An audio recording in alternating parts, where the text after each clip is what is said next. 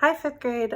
Here's part 2 of elapsed time. We did one problem, but I had 2 more that I was going to go over with you because elapsed time problems aren't always where you're given the start time and the end time, and you have to find the elapsed times. You can also be given the start time and the elapsed time, and you have to find the end time, or you're given the elapsed time and the end time, and you have to go backwards and find the start time. So we're going to look at 2 more problems so I can show you how to kind of navigate through those type of problems. So here we go. All right, so we're still talking about Jackie and how she likes to go to New York City, and she's there. And what the problem is telling us is that she likes to explore when she's on vacation, and she left her hotel at 8:35 a.m. to visit all the cool sites in New York City. And she was sightseeing for 7 hours and 22 minutes.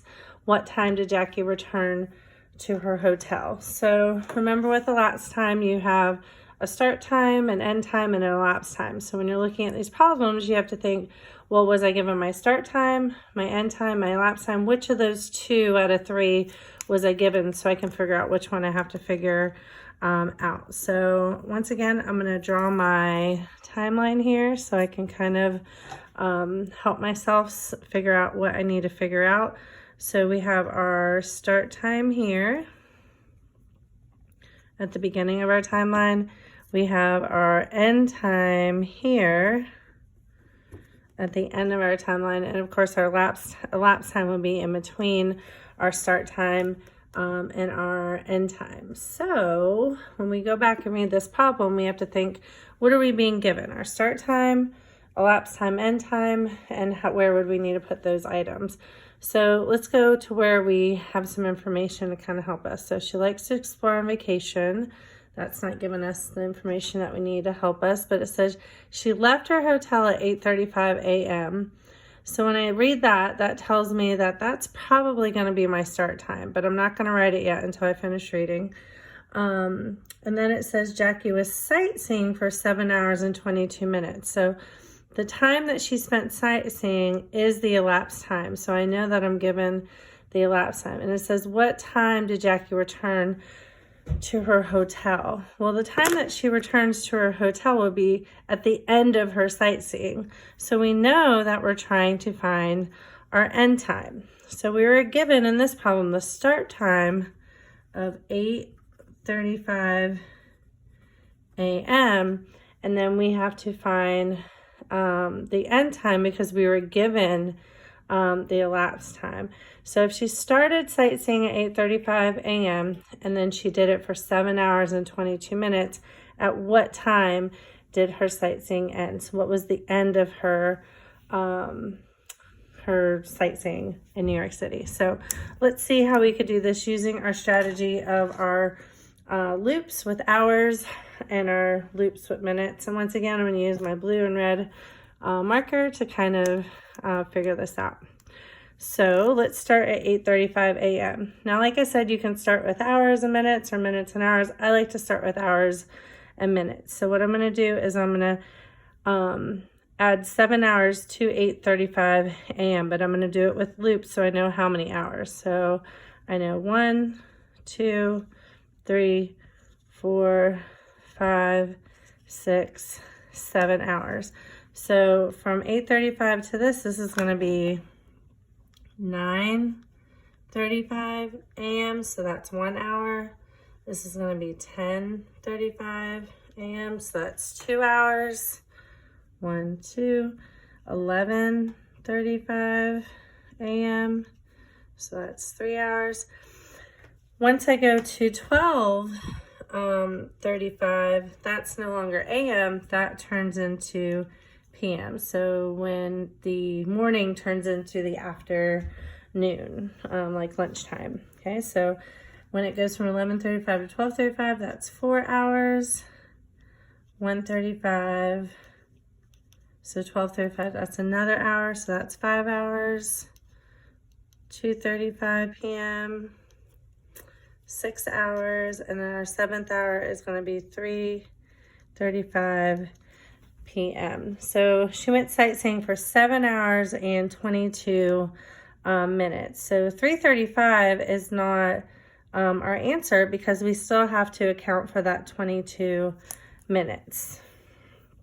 So once again, these loops represent the 7 hours that she went sightseeing. So let's figure out that 22 minutes after 3:35.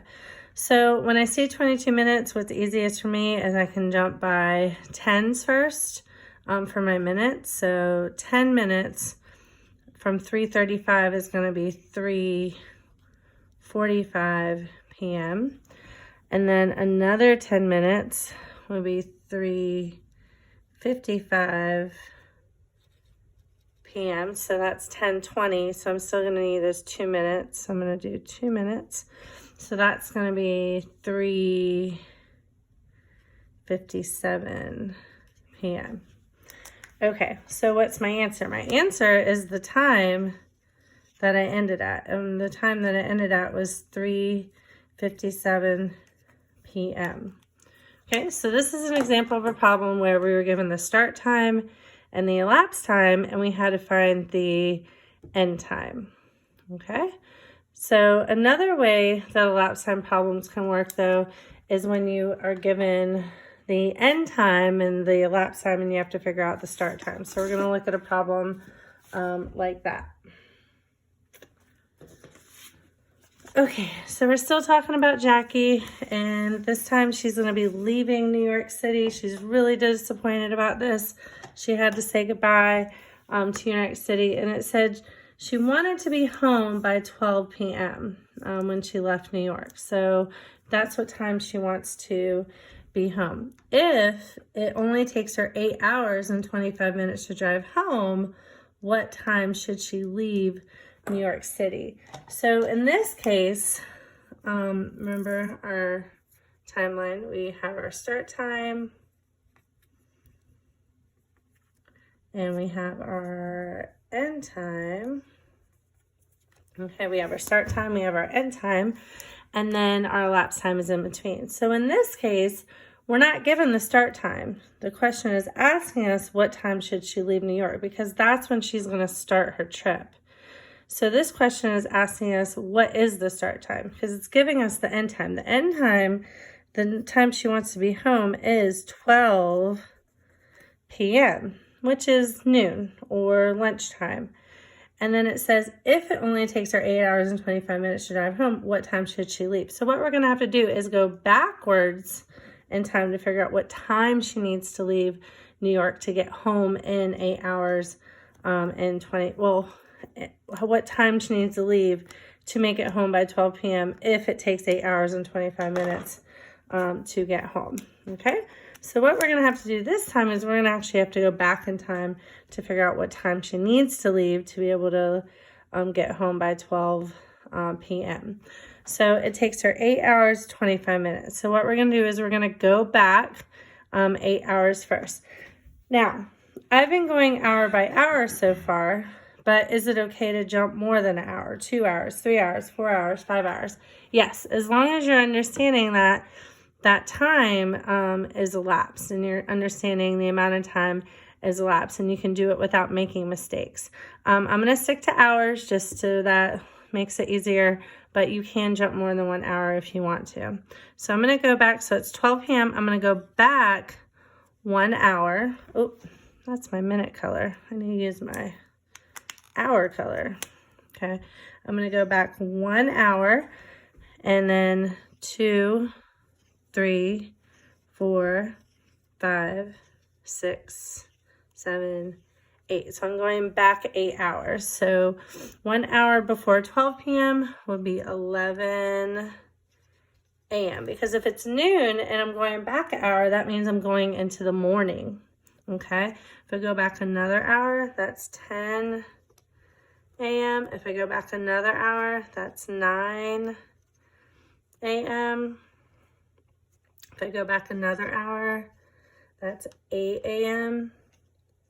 Another hour would be 7 a.m. Another hour would be 6 a.m. Another hour would be 5 a.m. And another hour back would be 4 a.m. So if we're at lunchtime and we go back 1, 2, 3, 4, 5, 6, 7, 8 hours, that's going to be 4 o'clock in the morning or 4 a.m. Well before I'm sure many of you are waking up this week. Okay, so 4 a.m. All right, but it didn't say it only took her 8 hours. It said it took her 8 hours and 25 minutes. So we also have to go back 25 minutes. And I'm going to break this up once again into increments of 10 to kind of help me out. So if it is 8 o'clock, no, I'm sorry, if it's 4 a.m. and I go back in time 10 minutes before 4 a.m. is going to be 3:50 a.m. 10 minutes before that is going to be 3:40 a.m. and it says that it takes her 8 hours and 25 minutes to drive home. So 25, 10, 20, 25. So I need to go back 5 more minutes. So 5 minutes before 3:40 a.m. would be 3:35 a.m. Okay, so as we're looking at this problem, we read that this is the time she wants to be home. So that's going to be her end time. And then we said that the problem said that it's going to take her 8 hours and 25 minutes to drive home. So if this is her end time, the question was asking, well, what time does she have to leave New York to get home at this time? So what we had to do this time is we had to go backwards in time to figure out what time she needed to leave to be able to get home at the end time she wanted to get to. So the answer to this would be wherever that 8 hours and 25 minutes stops, which is 3:35 a.m., which means if she gets in her car at 3:35 a.m. and it takes her 8 hours and 25 minutes to drive home, she will be home at 12 p.m., which is her goal. Okay, so that is elapsed time with start times, end times, elapsed times using that timeline. It's a really great strategy. I hope you use it. Haley's not here to say goodbye because she's in bed, but she was very helpful this morning. I hope you guys enjoyed seeing her. Okay, call me or text me or email me if you have any questions about elapsed time. Bye.